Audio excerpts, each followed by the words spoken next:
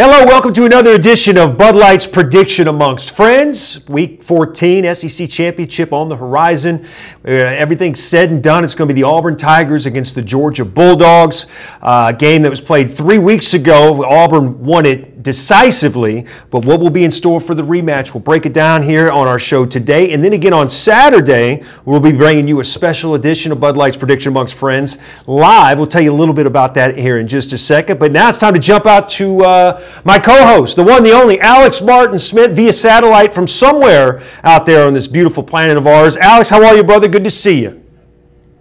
Yeah, I'm doing well, Hans. Thanks for having me on. I appreciate it. Hope you're doing well. Everything is doing well, man. We have no shortage of topics to get to. So we figured this week, since there's only one game to break down, we're not going to give our prediction for the game. We're going to save that for Saturday. We will break it down in depth. We'll take your comments on Facebook Live as well. But we're going to spend a good bit talking about what's going on in the SEC. And we'll start with the head coaching carousel, if you will. A couple vacancies still out there. But I'll start with Florida and Dan Mullen. We've kind of thrown it around for the last couple years. Dan Mullen, of course, the old offensive coordinator down there under Urban Meyer. Tremendous success for Mississippi State and what it is and where he's brought them. It just seemed like the logical fit to me. I thought maybe the fact that Fitzgerald was going to be a senior next year, maybe he would hold off, but the timing was right. He has made the decision. He is going to Florida. Your initial reaction, Alex? Yeah, regarding Fitzgerald, I don't know if his injury might have had the smallest, ounce of percentage to do with Dan Mullen's decision, but I think it certainly made it a little easier to leave knowing that your star quarterback is hurt. He's not going to play in the bowl game. But I think it's a really solid hire for Florida. I'd say in that B-plus range because I think he can bring championship football back to Gainesville. But he's not that, big-name slam dunk hire that comes around once in a generation or something like that. But he is the kind of coach that can recruit well. The offense is going to get a boost. He's had that tag as a quarterback whisperer for a while, and I think it's certainly a sign of good things to come in Gainesville. It's a solid hire. The problem when I look at Florida football outside of coaching is that they've hitched their wagon to two quarterbacks that can't play. I think I've seen enough of Felipe Franks to know that he's not the answer. Jeff Driscoll's the other guy I'm talking about. Ask Will Muschamp whether he can play or not. But Tim Tebow, a guy who was there obviously when Mullen was there, and you look at Mullen's success at Mississippi State, Dak Prescott, obviously what Fitzgerald's done. I think his success at Florida is going to revolve around that quarterback position. It's something that he has proven that he can groom these guys and kind of build the offense and the program around them. You got to think that he's got to get it started soon. Story coming out on Dog Nation that he's already reached out to five-star quarterback Justin Fields about reconsidering his commitment to the University of Georgia.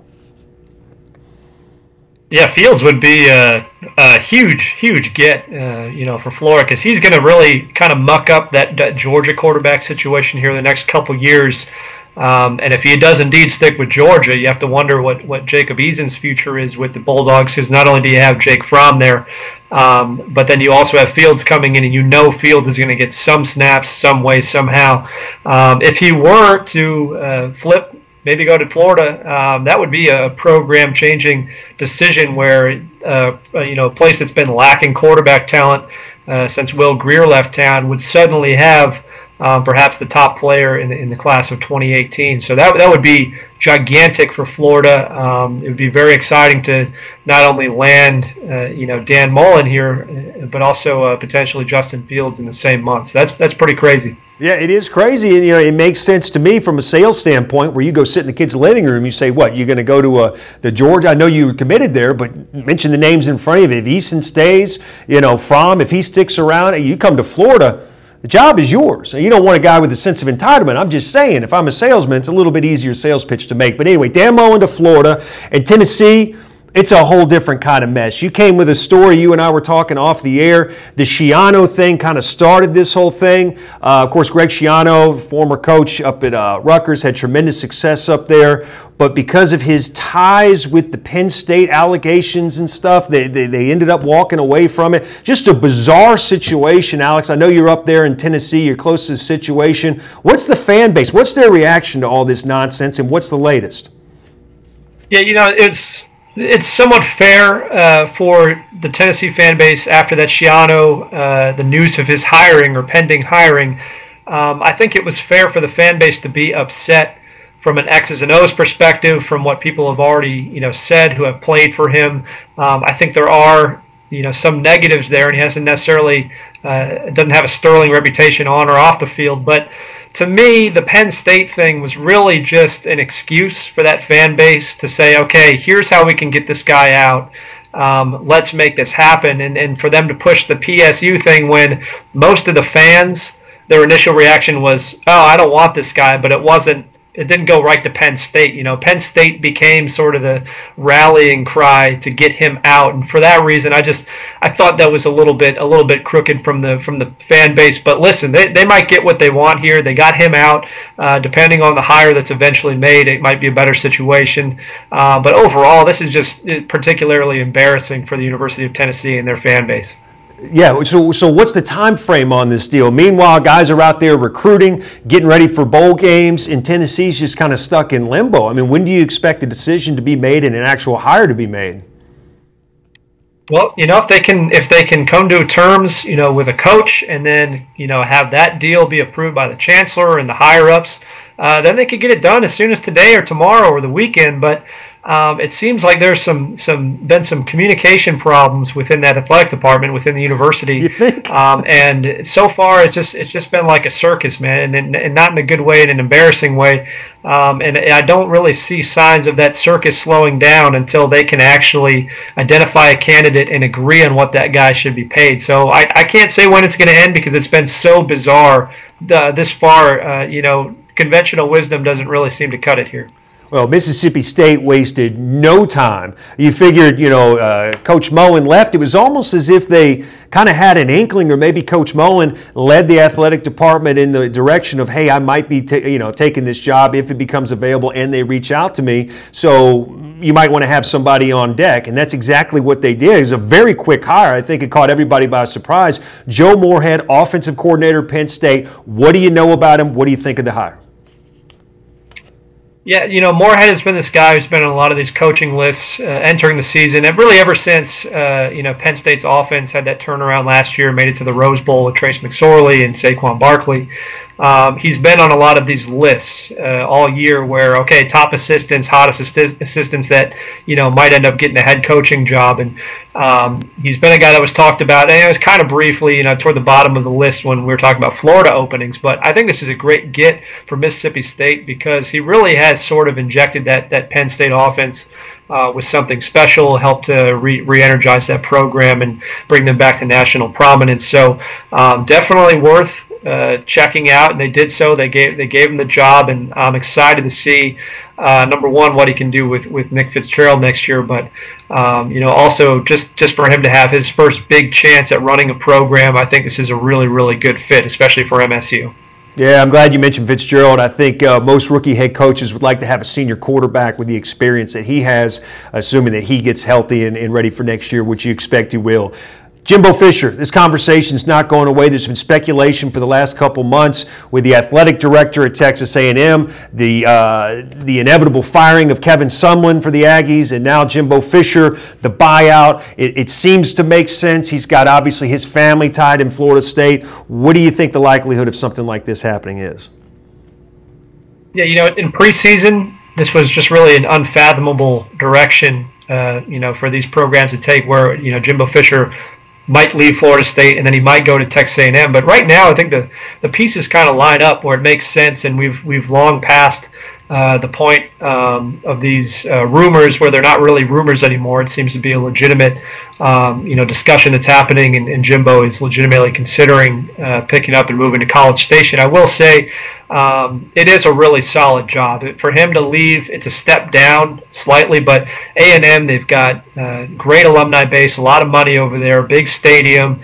He gets to recruit Texas. He can definitely win immediately at A&M. And looking ahead, if he takes that job, week 2 of next season, Clemson travels to A&M for a non-conference game. So if Jimbo ends up there, that's going to be a pretty crazy way to kick off their season in College Station. No doubt he can't get rid of Dabo if he tries. And credit to Clemson, by the way. You know, a lot of these bigger programs, they do the they'll play at domes and, neutral sites. But Clemson's not scared of the home and home, as you see here. So that would be ironic if he ended up playing Dabo again. So Arkansas, Mike Norvell, is Memphis in a position where financially they can compete with Arkansas? We know that the Justin Fuente, what happened a couple years ago, but is Mike Norvell, is it a right fit for Arkansas?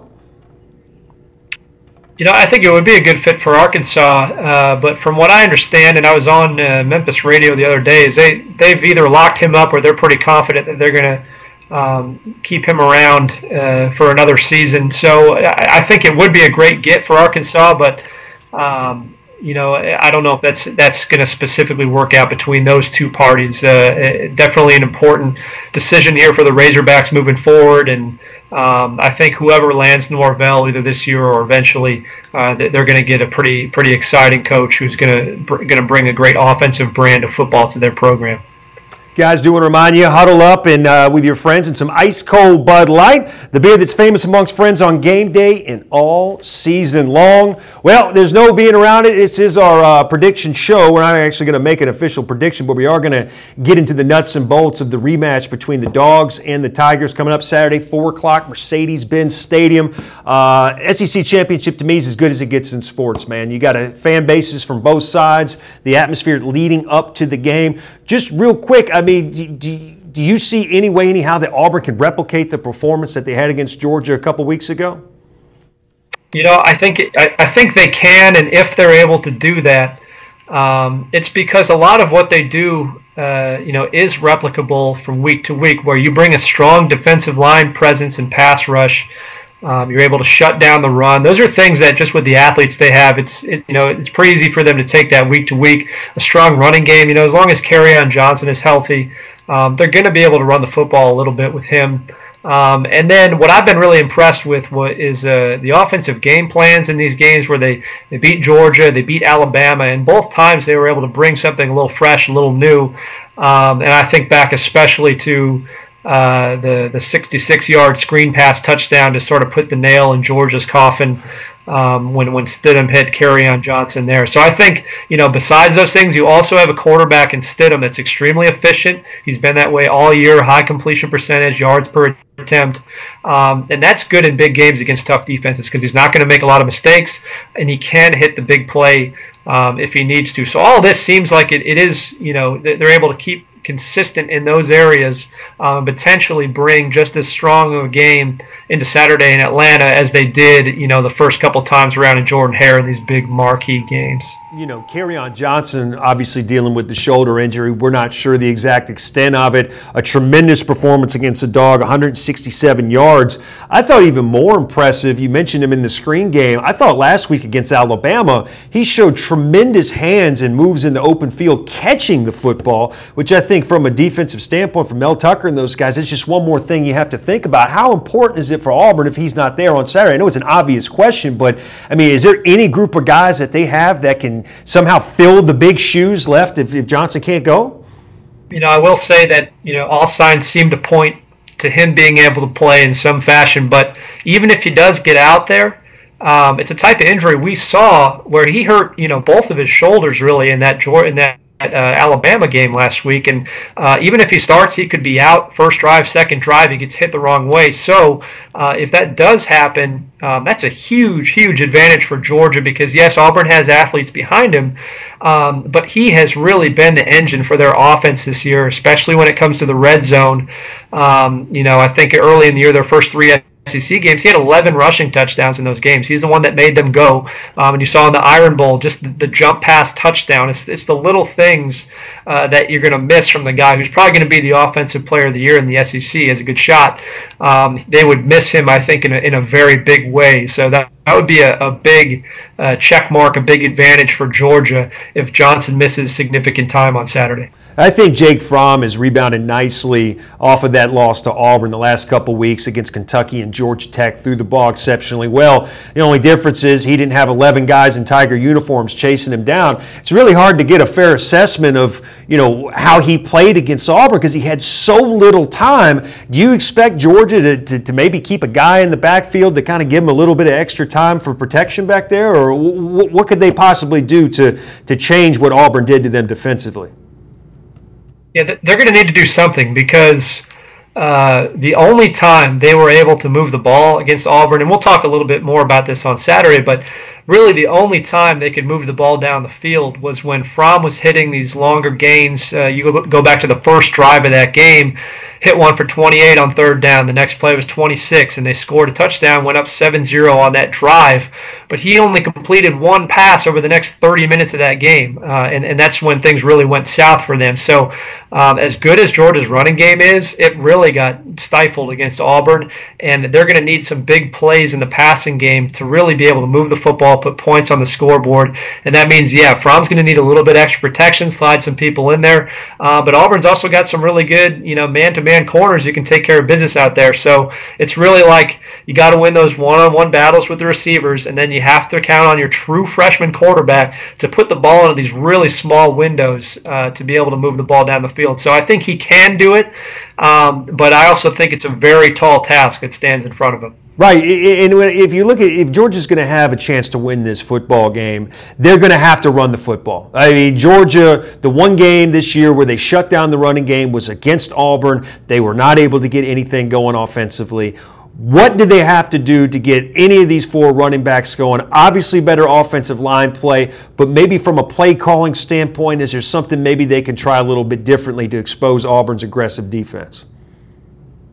Yeah, the classic, chess move when you're getting bombarded by pass rush or blitzes or whatever, what have you, is to call a few more screens, a little bit of misdirection, maybe if you're running some simple running plays, some counters. But you definitely have to get, I think, creative in the way that you approach this Auburn front. I certainly hope that Kirby Smart, his staff, have come up with new ways to attack that front, especially given the knowledge that they were going to be in Atlanta for a few weeks now, knowing that you're probably going to go up against an elite defensive line, either Auburn or Alabama. I would count on that coaching staff to come up with creative new ways to get the ball in the hands of their best players on offense, being Chubb and Michelle, to get them the ball in their hands and a little bit of space. That's all it's about. Just give them some space, because when they're getting the ball and they've got guys right on their knees right when they got the ball, they have no chance. You could put Barry Sanders back there. He's not going to have a chance. So you just got to find a way to give them a few yards of space and let them make those plays.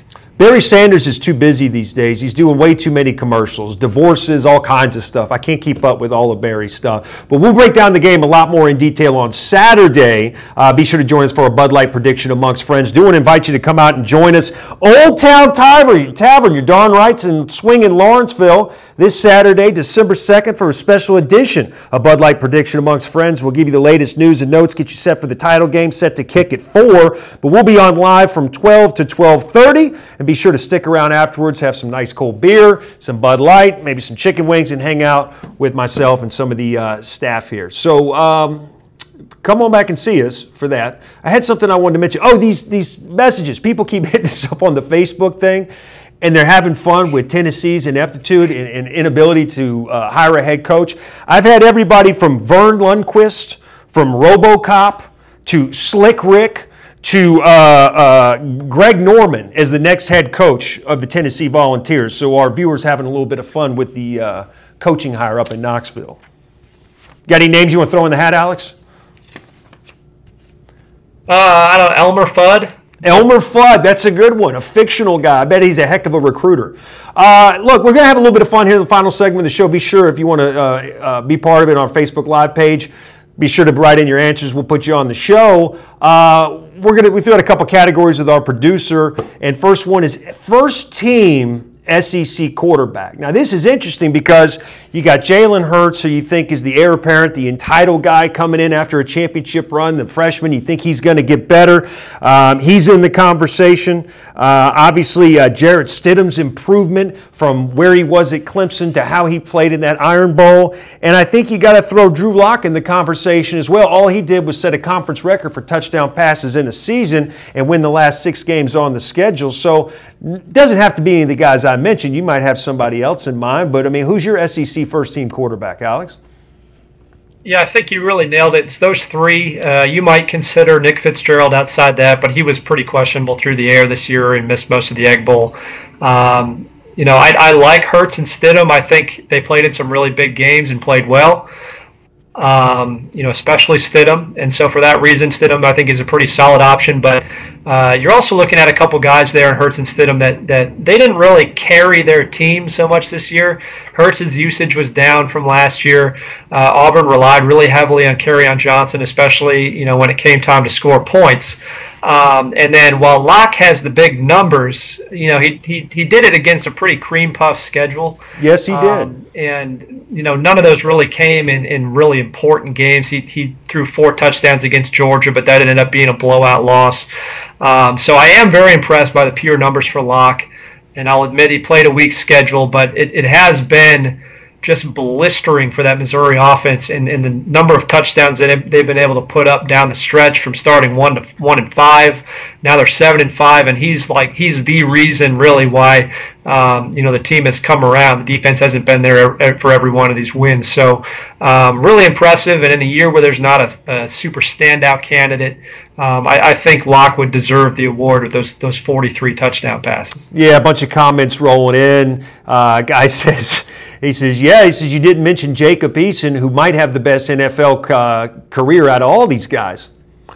We'll see. If he ever learns how to throw over a linebacker or put a little touch on a pass, maybe we can have that conversation. I'm going to go with Drew Lock. I agree with you, man. And I think it's not so much just the numbers he put up, but where this team was. And the fact that if they realized they were going to win some games, they had to do it on offense. You watch him, he kind of had command of the huddle. He showed some leadership things to me. So I'm going to go with Drew Lock, first team SEC. He's coming back next year. They're going to put up a lot of points. A lot of points. All right, what's our next one here? We got Player of the Year in the SEC. Who's your Player of the Year, Alex? I think if we're talking about, offensive, defensive units, that Auburn defense has been particularly impressive. But in terms of an individual, I would move to the offensive side of the ball, go with Kerryon Johnson, that Auburn running back, because he was so important to them putting up points earlier in the year. He's become more of a pass-catching threat as the year's gone on. And he just sort of had one of those, not Heisman moments, but just kind of great season moments when he threw that jump pass touchdown against Alabama. And I think that with a somewhat weak crop of quarterbacks for this award, I think it really is Kerryon's to lose. Yeah, I'm not going to argue with you there, and just to kind of have an open discussion about it, I think offensively he is the guy. His performance in the Iron Bowl, the game against Georgia, all the touchdowns early in the season, remarkable young man. You hope he's healthy and able to play on Saturday. I'm just going to flip it a little bit and go on the defensive side of the ball. I'm going to go with Roquan Smith from Georgia. This number 3, man, I'm telling you what, you watch this guy play, he is in on every single play. Latest mock drafts have him going in the top 5 of the NFL draft. An underclassman, middle linebacker going in the top 5. Just shows you how much they think I'm the leader of that defense. They hung their hat on that defensive side of the ball all season long, and he's the main reason why he's my Player of the Year on the defensive side of things in the Southeastern Conference. All right, Coach of the Year. There's a ton of choices here, and you can't really go wrong with any of them so long as it's not Florida, Tennessee, or Arkansas. But there's some guys that did some really good jobs this year. You have Barry Odom at Missouri. You have Will Muschamp at South Carolina. Obviously, Nick Saban's going to be in the discussion. Malzahn, where he was at the beginning of the year, where he's propelled his program. Kirby Smart. I mean, it goes on and on and on. To you, who do you think deserves the award? Yeah, I'm tempted to look at Ed Orgeron at LSU just because of that rock bottom that they hit midseason against Troy and the way that they've responded and beat Auburn and really finished out their season very strong. But I think the award belongs to either Malzahn or Smart. And I would say the winner of the game on Saturday is probably the deserving recipient, because I've been very impressed with how they've led their program sort of through the fire this year. And I think whoever does win that game on Saturday is deserving of that award. Yeah, the way Will Muschamp rounded out this season, 8-win year, obviously didn't end it the way he'd like to, had some lopsided losses, but from where he was when he took this program over, where they are now, the injuries, losing your starting tailback, losing Deebo Samuel, who's basically your main offensive weapon without question, and being able to round it out into a season like he did, it's a tremendous job. There's a lot of momentum around that program from a recruiting standpoint. They love playing for the guy. They got a lot of guys coming back, including Deebo Samuel. I just think that Muschamp's done a great job, and they're going to be playing they're going to play a nice bowl game too this year. So we'll see. So I'm going to go with Will Muschamp. Are you going to stick with Coach O, or are you going to give it to somebody else? I'm probably going to end up giving it to Malzahn. I don't want to give away my pick for Saturday, but I think he's really done a nice job this year. And the other thing to mention too is, you mentioned Muschamp, and people say, well, they didn't win that many games or whatever. But this award is traditionally, it's gone to a lot of coaches that really haven't put up huge win totals in the season. So I think Muschamp is certainly a strong contender. Yeah, I mean, you can't go wrong with any of these guys. Tremendous year for a lot of coaches. Some other ones, not so much. All right, 2018, we know about some of the new hires. Some of them still open. But as far as coaches we expect to be back in place next year, who do you think seats a little bit warm as the season begins? I think Kentucky and the fan base is getting very impatient with Mark Stoops. Only about, a month or two ago, I was talking with Kyle Tucker, who's our Kentucky reporter. We were in Nashville covering some basketball stuff, and I mean, he was talking about maybe an 8-1 start for the team, just with the way their schedule lined up, and people were, I think, expecting something along those lines as September ended. But they have kind of really fallen apart, I think, over the last month or so, and we're kind of back to square one with Stoops and that fan base, where all of a sudden he's going to have to prove something again next year. And if there's not a strong start for that football program, he's certainly going to be feeling the heat. Well, Derek Mason, he's going to be, obviously, he's at Vanderbilt. That's the one good thing he has going for him. The expectations are going to be low, but we'll see what happens with them next year, losing their quarterback. But I think the hottest seat, to me, is Barry Odom, because here's a guy at Missouri who was fired. He was a dead man walking, a month into the season, 6 weeks into the season. It was a foregone conclusion that Missouri was going to be looking for the next head coach. Now, granted, they picked up a ton of momentum, but to your point earlier, I mean, they beat their 4 SEC wins are against 4 teams that could not beat anybody when it was all said and done. You're talking about Vanderbilt, Florida, Tennessee, and Arkansas.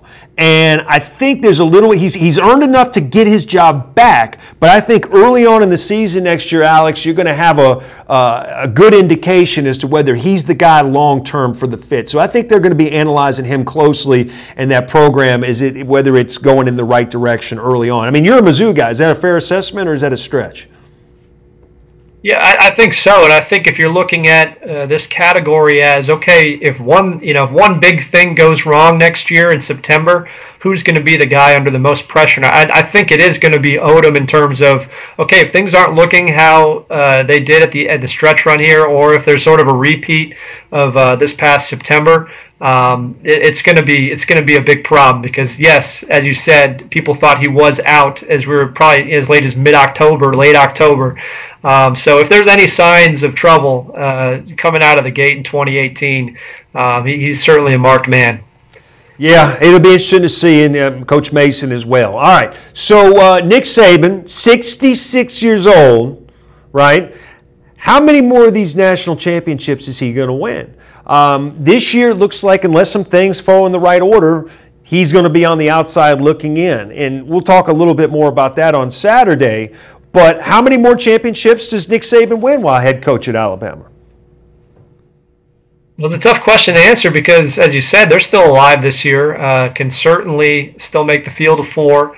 And so you might look like a fool if you say, oh, he's going to win 0. It's not going to happen again. And he can prove you wrong within the next month. So that's a little crazy that they're still in it.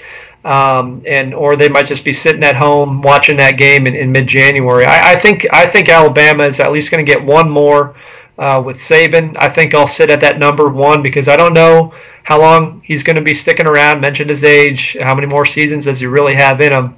But I would be surprised if they don't get at least one more with him at the helm. And I think if I had to pick a number, I'd sit there right at one. While we've been talking, Matt Lauer and Monty Kiffin have been hired at Tennessee, by the way. Thank you to everybody for participating in our little game here. Here's the thing. Nick Saban signed that big contract extension before the beginning of the year, 8 years, which would have him coaching till he's 74 years old. I think we can all agree he's not going to play out the end of that. But what I did notice in his contract is he's got a $4 million bonus at the end of that third year. So that would be 2021 where he gets that $4 million bonus. So that would put him at 70 years old. That would give him the $4 million bonus. So to me, looking at it from that standpoint, I think he coaches 4 more years. He's still in it this year, but 4 more years before. I know it's crazy to say. I'm going to upset some people. I don't think they win another one. It's very tough these days. It's remarkable what he's done to this point. And I could be completely wrong. I'm just taking a guess here, but I just look at other schools like Clemson coming on, Chip Kelly going to UCLA, and I see a balance of power shifting from the West and the SEC to the East just because of what Kirby Smart's doing at Georgia. I think Dan Mullen's going to do some great things at Florida, and Will Muschamp at South Carolina. So it's not going to be as easy as it was in the past, so I'm going to go with none. I could be completely wrong, and I might get killed by an Alabama fan on the way to my car tonight, but I'm going with none. You go with one. Yeah, that's fair. I will say that Alabama program is still as good as it has been, since the late 2000s, and I think it's going to take a little bit more of a red flag from them for me to think that they're not going to win at least one more title. I think they will be in that conversation for at least a few more years to come. Yeah, it's amazing what that one little comment did. I'm getting threats here as well as applause from the other 13 SEC schools, which is the nature of the beast that we live in. All right, last but not least, next year, SEC, what teams kind of flying under the radar a little bit with some talent they have coming back that you expect to do some big things? I like Ole Miss next year. They didn't make a very sexy hire with Matt Luke. I think their options were pretty limited, but they are bringing back a lot of players. And then they've got 2 great options at quarterback, either Shea Patterson if he sticks around or Jordan Teamu. So I know they're going to put up points. They're going to have an exciting offense. And all these recruiting woes that they've had the last couple of years, those aren't quite going to catch up with them yet. I think that'll be more 2019 when it hits the fan a little more. But I think they're going to be better than people think next year, and they're going to stay fairly competitive in the West. Yeah, I think South Carolina, with all their skill position players coming back, they were young as is on the offensive line and defense. I think South Carolina's going to be a thorn in everybody's side. They got a lot of momentum, as I said, around recruiting. So I think South Carolina, and then don't rule Dan Mullen out. I mean, they got talent there. They can turn that thing around, quicker than most programs could. But I think South Carolina's going to be up in the running in the SEC East next year. Yeah, I think they're a strong program. They need to be able to move the football a little better. They're just not very explosive, and part of that's Samuel being out. But I need to see that offense pick up a little steam before I become a believer there. Don't forget, guys, join us at Old Town Tavern in Lawrenceville this Saturday. That's December 2nd. That's going to be the afternoon right before the SEC Championship game for a special edition of Bud Light Prediction Amongst Friends. We'll give you the latest news and notes on the title game itself. And Alex and I will be live from 12 to 12:30. Then, of course, stick around and have some ice-cold Bud Light, some chicken wings, whatever you're looking for. It's going to be a great day of football starting at 12 o'clock. So I'll see you Saturday, Alex. Kim Jong-un to Tennessee. Kim Jong-un to Tennessee. That'd be interesting. You imagine if you muffed a punt? That'd be the end of it. And that's the end of our show. Alex, it's been a lot of fun, brother. I'll see you Saturday. Yeah, I'll see you Saturday, Hans. It's going to be a good one. Buddy. Take care of yourself, guys. All right, man. Thanks to everybody behind the glass. Outstanding work as always. And we'll be on Saturday at 12 o'clock, 12 to 1, Old Town Tavern in Swingin' Lawrenceville here outside of Atlanta for our Bud Light Prediction Amongst Friends, getting you ready for the big SEC Championship game. I've had enough of this. You guys have a great evening. We'll see you later.